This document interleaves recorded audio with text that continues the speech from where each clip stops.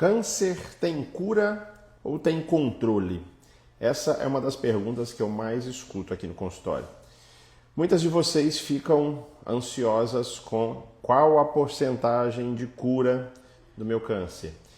Tem mesmo cura, doutor? Eu conheço alguém que falaram que estava curado e de repente, depois de vários anos, a doença voltou. Então, esse é um tema que a gente precisa conversar e é fundamental que vocês tenham consciência de que a gente está falando de uma doença, que é o câncer, que pode ser curável, que pode ser controlada ou que pode ser cronificada. Nós temos várias situações que a gente precisa analisar. Então, a primeira coisa que a gente precisa entender é o que você considera cura. Cura é a ausência de doença? Cura é a melhoria dos sintomas com qualidade de vida?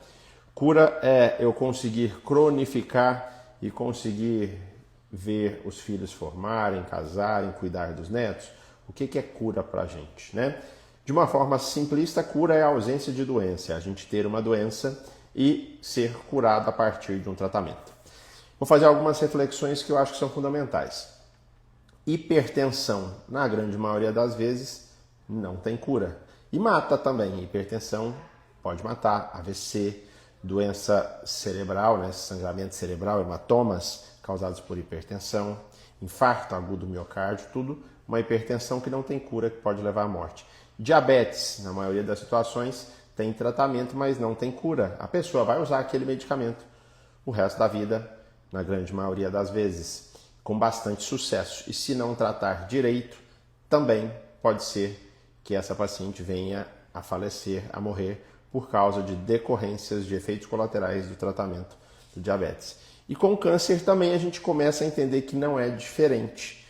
Só que em muitas situações, com diagnósticos precoces, eu sim consigo curar, eu consigo tratar essas mulheres, quando a gente está falando de câncer de mama, e elas vão parar o seu tratamento, vão parar os seus remédios, vão operar, vão fazer o que precisa, e depois não vão precisar fazer nenhum tratamento e vão estar curadas. De repente, diferente da hipertensão, diferente do diabetes. Então, a gente está falando de doenças diferentes, de tratamentos completamente diferentes, mas que o raciocínio precisa ser colocado.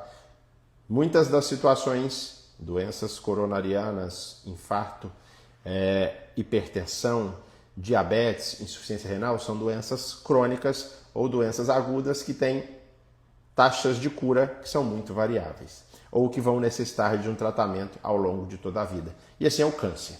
Primeira coisa que eu preciso trazer para você é que cerca de 95% dos casos de câncer são curados, câncer de mama são curados se diagnóstico precoce, se tratamento adequado, se a gente faz o que precisa ser feito. Então isso já é um ponto a favor aqui. Se a gente está falando de um diagnóstico precoce de uma doença altamente curável, a gente tem que buscar sempre diagnóstico precoce. Por outro lado, a gente muitas vezes se depara com diagnóstico de câncer. Aqui a gente está falando de câncer de mama, a gente está falando muitas vezes de tumores mais avançados, que requerem tratamentos mais demorados, que requerem quimioterapia, que requerem medicamentos por longo tempo, 5, 10 anos.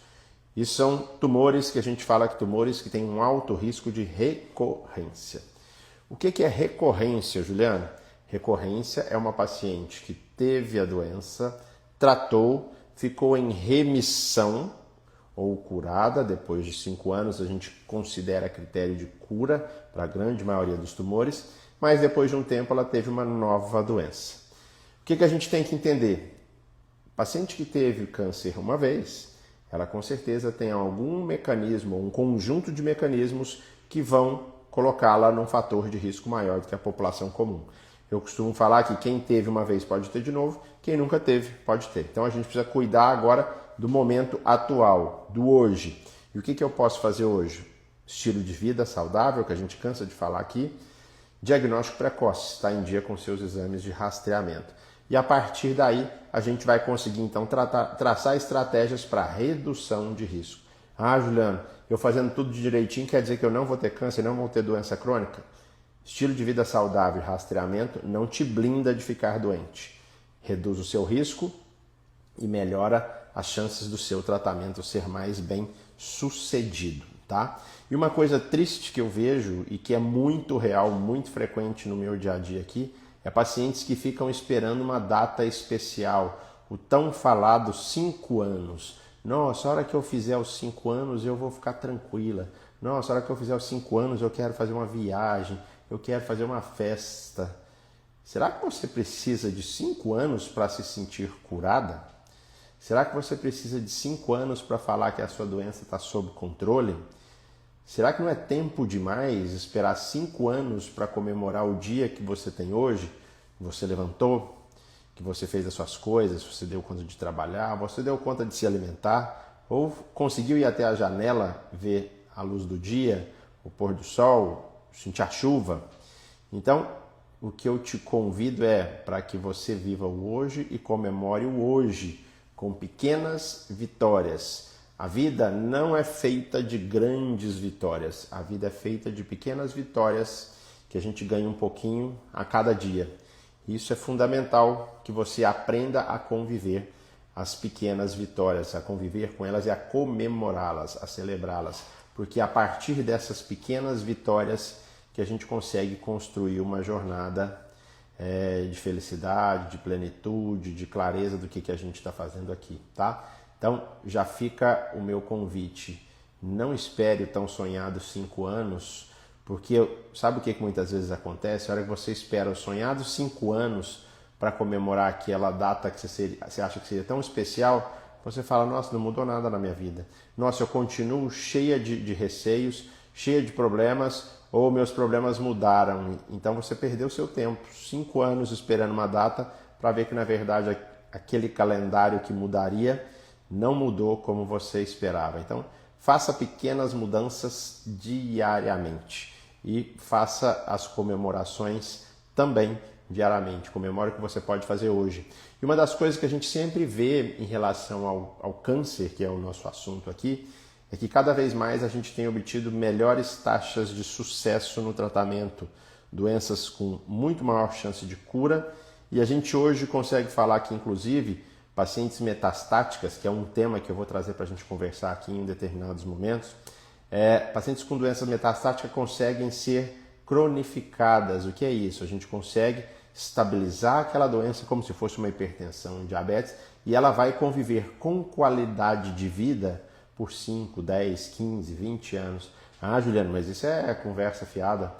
Eu conheço inúmeras pacientes que têm diagnóstico de câncer de mama metastático, que sobreviveram 5, 10, 15, 20 anos, ou que ainda estão vivas depois desse tempo. O que é fundamental, com qualidade. Hoje em dia, o que todo profissional de saúde, que todo tratamento precisa avaliar é a segurança. Aquele tratamento, será que eu vou entregar mais efeitos colaterais ou mais qualidade de vida?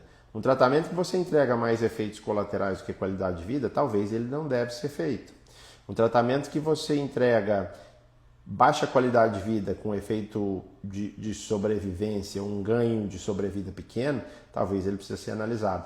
E cada vez mais a gente está conseguindo melhorar essa balança, aumentar a qualidade de vida, reduzir efeitos colaterais. Então, hoje, a gente já ousa dizer que pacientes com doença metastática têm sim até capacidade de, em alguns anos, a gente falar que aquelas pacientes podem ser até curadas, porque cronificar a doença delas a gente consegue em muitas das vezes. Tudo isso, quando a gente fala de câncer, é importante entender que eu preciso individualizar.